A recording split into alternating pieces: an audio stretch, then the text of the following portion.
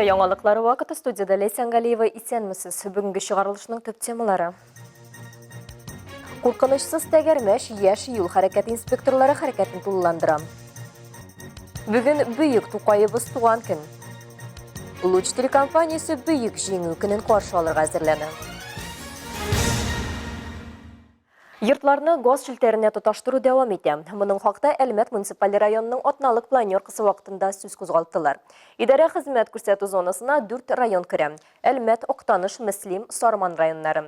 Әлмәт районында газлаштырылган торак пунктлар саны 86. Тулырак алдагы материалда.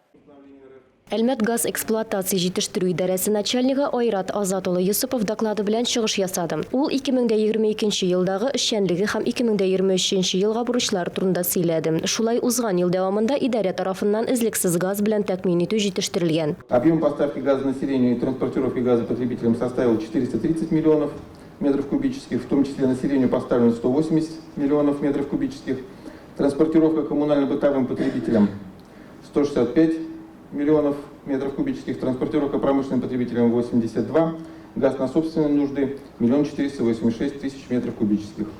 Газны редукцияләү пункты һәм газ бүлеп озату станцияларын реконструкцияләү программаларын гамәлгә ашыру кысаларында 2022 елда газ үткәргечләренең 3 участогын һәм 2 станцияләрне реконструкцияләү буенча эшләр тәмамланган. Бу газ бүлү челтәрләренең соңгы нокталарында газ басымын арттыруны тәэмин итүне сәбәпче булган. Моннан тыш яңа кулланучыларны тоташтыру мөмкинлеге өчен кирәкле резерв белән тәэмин ителгән. Исегезгә төшерәбез, бушлай тоташтыру өчен газ кертүнең техник мөмкинлеген расларга гариза бирергә һәм газ бүлү оешмасы белән килешү төзәргә кирәк. Шул ук вакытта газ кертү һәм участок чикләрендә җиһазлар урнаштыру буенча барлык эшләрне элеккечә милекче түли.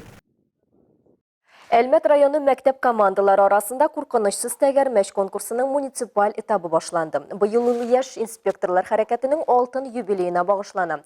Рәдифә Нукманова дәвам итә. Вот школа, вот просто пальцем вводишь правильно. Куркынычсыз тәгәрмәш бәйгесендә катнашучыларга 6 станция үтәргә кирәк. Алар арасында юл хәрәкәте кагыйдәләре, беренче медицина ярдәме күрсәтү һәм тормыш иминлеге нигезләре буенча биремнәр дә бар. 25нче мәктәпнең юл хәрәкәте иминлеге яшь инспекторлар командасы бу бәйгегә аерата тырышып әзерләнгән. Быел ул юл хәрәкәте яшь инспекторлары отрядлары оешуга 50 ел тулуга багышланган. Безнең балалар һәр даим бу юнәлештә эшләп килә, төрле чараларда катнашабыз, үзекләреннән бик күп өйрәнәләр. Балалар хәзер омтылучан белемгә, бик нык кызыксынучан. Шуңа күрә алар тормыш кушканча менә шулай өйрәнеп, үзлекләреннән шунысы бик яхшы бит әләнең теләк белдереп, активлык күрсәтеп катнашып киләләр.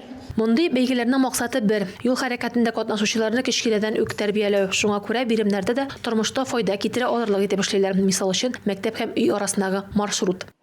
На сегодняшний день очень актуален вопрос, вот этот безопасный маршрут от школы до дома. Тем более здесь они должны этот путь проложить, как велосипедисты.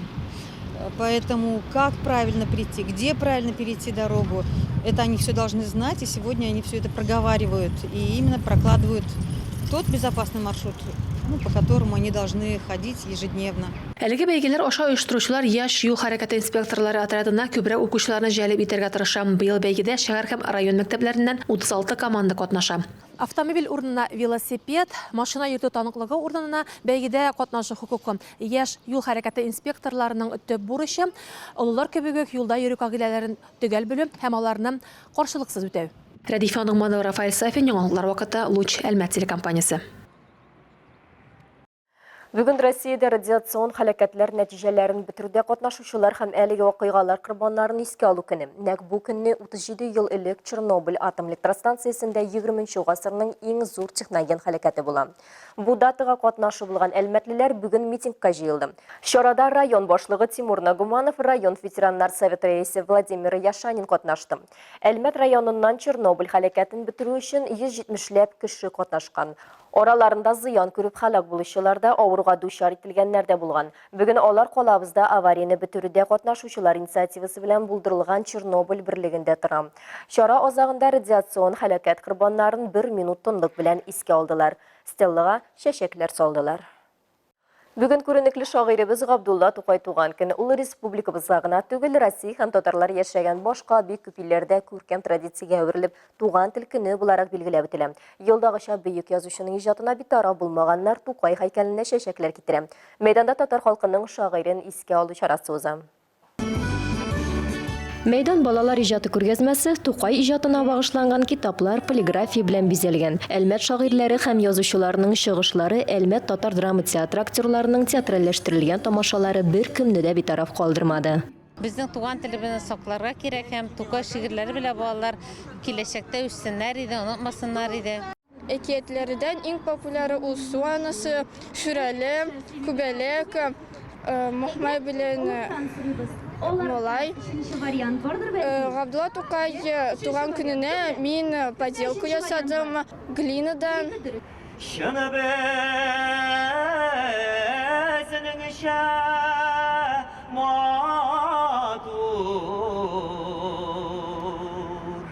Бу ике истәлекле датаны без ел сайын бер көнне бәйрәм итәбез. Шунсы символик, тирән, әхлакый мәгънә һәм заманның тотыркылы бәйләнеше булып тора бит.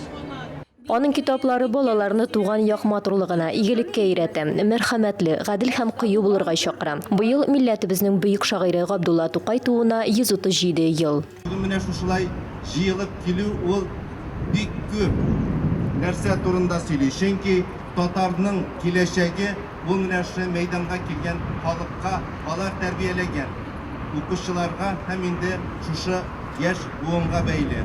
Чөнки biz, siz туган телебезне киләчәккә алып баручы кешеләр. Шагыйрьне хөрмәтләргә язучылар һәм шагыйрьләр, мәктәп укучылары, укытучылар, бер сүз белән әйткәндә татар җәмәгатьчелеге килгән. Тантаналы чарада район башлыгы Тимур Нагуманов катнашты. Ул татар телен саклап калып үстерүдә өлеш керткән укытучыларга рәхмәт белдерде. Нык һәм сабыр бер мин генә түгел. Бу сыйфатсыз шактый күпләргә татар каны яши. Татар каны шулай яшәтә һәм вакыт җиткәч илтер күкләргә. Тукай һәйкәле янында килгән кунаклар татар халкының бөек улы турында истәлекләр тыңладылар. Шагыйрьнең авыр балачагы, аның тормышы һәм иҗаты турында сөйләделәр. Бирсен Алла яхшы хәл, һәм кыямәттә мине күрсәң, мыраулап каршы ал. Бөек шагыйребез туган көн уңаеннан Бөгелмәдә дә шигърият бәйрәме узды. Шул уңайдан мәктәп укучылары арасында бәйге оештырылды. Шигърият дөньясы белән тулы чара 14-нче Хади Атласи исемендәге гимназиядә оештырылган иде. Айгөл Шәрәфиева тулырак сөйләр. Барысы да Габдулла Тукай истәлегенә багышланган. Балалар жюри алдында аның иң яратып укыла торган шигырьләрен сөйли. Тукай әсәрләрен сәхнәләштерә. Кемдер күбәләк, кемдер кызыклы шәкерт ролендә. Азиза Гайнутдинова күрше Башкортстан Республикасының Октябрьск шәһәреннән. Мустафа Инҗәл исемендәге лицей укучысы бу бәйгедә беренче тапкыр катнаша. Я буду читать стихотворение Габдуллы Тукая «Анадагасы». Мы уже где-то 2 месяца там повторяем, там готовимся к этому. Еллар узган сайын Тукай балаларга якыная гына бара. Бәйгедә катнашучыларның саны шуны дәлилли. Быел алар 30-дан артык. Район күләмендә оештырылган чарага шәһәр һәм авыл мәктәпләре укучылары җыелган.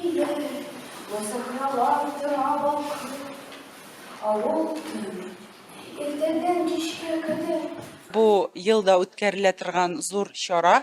Әлбәттә без моны бик өметләнеп көтеп алабыз инде. Һәрбер яз көне безнең Габдулла Тукайның шигырьләренә багышланган шигырь бәйгесе үтә. Әлбәттә монда бөтен район, шәһәр мәктәпләре катнаша, бик теләп катнашалар. Бәйгедә җиңүчеләр Мәгариф идарәсенең грамоталары белән бүләкләнде. Айгөл Шәрәфиева, Зирак Сәйдкулов, Яңалыклар вакыты, Әлмәт Луч телекомпаниясе. Әлмәттә танылган спортчы, Олимпия чемпионы Алина Захитова булып китте. Ул фигурлы шоуда үсүче спортчыларга мастер-класс күрсәтте. Күпләрнең кумиры булган чемпионнан мондый дәресләр балаларга зур стимул булуын тренерлар да, әти-әниләр дә ассызыклый. Алина Захитова фигуристларга яңа алымнар күрсәтте, үзенең тәҗрибәсе белән уртаклашты. Булачак йолдызлар өчен бу мөмкинлекне Татнефть компаниясе бүләк итте. Компаниянең генераль директоры урынбасары Ренат Шафигуллин билгеләп үткәнчә, Алина Захитова ил тарихында фигуралы шоу буенча дөнья күләм титулларының яулаган бердән-бер фигурист. Үз чиратында Захитова Татнефть командасына ышаныч белдергәне өчен рәхмәт белдерде. Кунак шулай ук компаниянең балалар спортын үстерүгә бик күп игътибар бирүендә билгеләп үтте.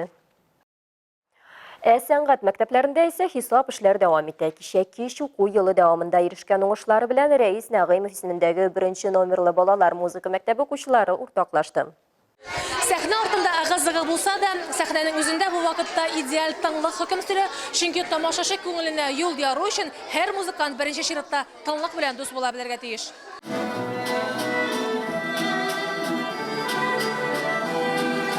Тынлык тамашачы залында мөһим, бу чыгыш ясауның тамашачы күңеленә юл тапканын аңлата. Залда бу кичтә башлыча әти-әниләр һәм укытучылар, булачак музыкантларның иң тугры тыңлаучылары. Этот год очень замечательный, да?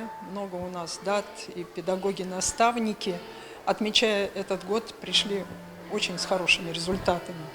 Ежедневно в группе преподавателей появляются отчеты с фотографиями и дипломами о достижениях наших детей на различных фестивалях и конкурсах.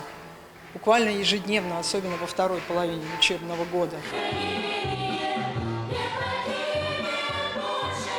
550 укучы, 45 укытучы. Рәис Нәгыймов исемендәге музыка мәктәбенең зур коллективына чыннан да мактауларга урын бар. Бирегә эләгүчеләр бәйгеләрдә актив катнаша. Шәһәр күләм чараларда чыгыш ясый. Үзләре дә фестивальләр оештыра. Әмирхан Юнусов та шул активлар исемлегендә. Егет инде музыка белән 10нчы ел шөгыльләнә.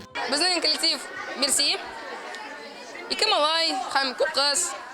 Без, самый классный инде коллектив, әлбәттә, надеюсь.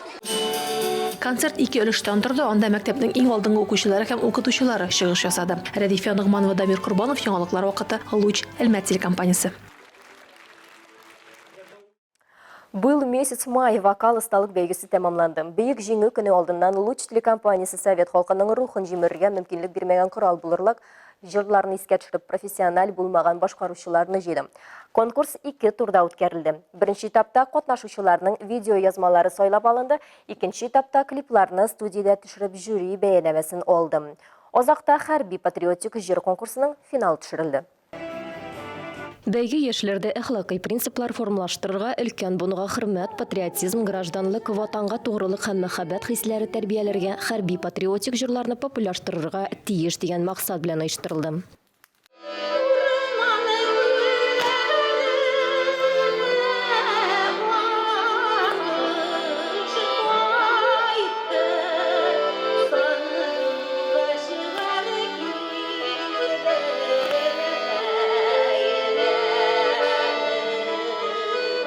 Тумышы белән Сарман районы Илексас авылыннан Дамира Каюмова бала чактан ук таныш булган «Син кайтмадың» җырын башкарды. Әтисе Бөек Ватан сугышында катнашып, Рига шәһәрендә ротада рәсми документлар әзерләүче, ягъни мәсәлән, писарь булып хезмәт иткән, сугыштан яраланып кайткан. Шуңа да әлеге бәйге Дамира апа өчен аеруча дулкынландыргыч. Бүтән җирдә самодеятельностьтә катнашып килдем. Укытучыларым бик профессиональный кешеләр булды. Бәйге 3 номинациядә бәяләнде. Моннан тыш үз җиңүчеләрен тамашачылар да сайлый алды. Социаль челтәрләрдә тавыш бирү оештырылды. Бик зур рәхмәт минем гаиләгә, минем дусларыма. Америкадан да тавыш килде минем өчен. Мин уйламадым да, минем өчен шун хәтлек тавыш булды. Һәрбер катнашучы дулкынлануын үз усулы белән җиңәргә тырышты. Гримерка репетицияләр белән кайнап торды. Мәмәт мәдәният йорты тәрбияләнүчеләре чыгышларын бию белән дә бизәп, ныклап әзерләнгәннәр. Бабайларны, әтиләрне, улларны онытмас өчен, хәзерге яшь буынны тәрбияләр өчен бу җырлар кирәк безгә. Кемдер гомерендә беренче тапкыр чыгыш ясаса, яшьлеге, вокаль мөмкинлекләре белән аерылып торган музыка клияте студенты Рәзилә Вафинаны шәһәр концертларында еш күреп була. Синенький скромный платочек падал с опущенных плеч. Ты говорила, что не забудешь нежных и ласковых встреч. Бу җыр кызларның үзләренең егетләрен армияга озату турында һәм аларны бик нык сагынып көтү турында. Үземнең егетем бар, ләкин әле армиядә булмады. Аны да бик көтәрмен дип өметләнәм. Барлык катнашучыларда номерларын әзерләүгә бик җитди карадылар. Компетентлы жюри аларның чыгышларын түбәндәге критерийлар буенча бәяләде. Конкурс темасына туры килү, костюмнар куллану, артистизм һәм әлбәттә иң мөһиме башкару осталыгы. Объектив бәяләү, иң яхшыларның иң яхшысын сайлау. Жюри алдында торган шушы катлаулы бурычлар башкарылды. Җиңүчеләрнең исемнәре безнең каналда 7 май көнне 14 сәгать 20 минутта һәм кабатлау өлешен 9 майда 19:05 гала концерт кысаларында билгеле булачак. Күрми калмагыз. Бүгенгә шулар иде. Мин Ләйсән Галиева һәм монтаж операторы Алия Бәйрамалова сезнең белән сау булышабыз. Исән сау булыгыз.